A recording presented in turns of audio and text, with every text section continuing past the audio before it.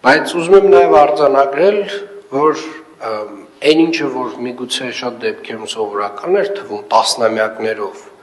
եւ մենք չենք խոսել դրա մասին, հիմա պետք է որոշակի անդրադարձ ունենանք, մասնավորապես օրինակ ենթադրում եմ շատերը տեսել եք կողքի բակում կամ հենց մեր բակում ինչ որ մեկին, ով որ հավաքում է տերևները եւ աղբը եւ վառում է։ Սիրելի երևանցիներ, այդ փոքրիկ տերևների եւ աղբի վերամշակման գործարանները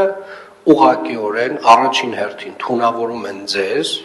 թունավորում են ձեր շրջակա միջավայրը, թունավորում են երեխաներին, ովքեր որ ապրում, խաղում են այդ բակում, եւ մենք պետք է հասկանանք նաեւ այդ թունավորման աստիճանը, որովհետեւ երբ որ մենք անընդհատ խոսում ենք շինարարական փոշուց եւ դրա դեմ պայքարում ենք, դա անգամներով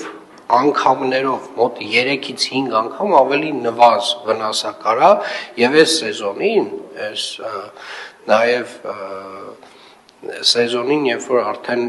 տները, որոշ տներ տաքացվում են նաեւ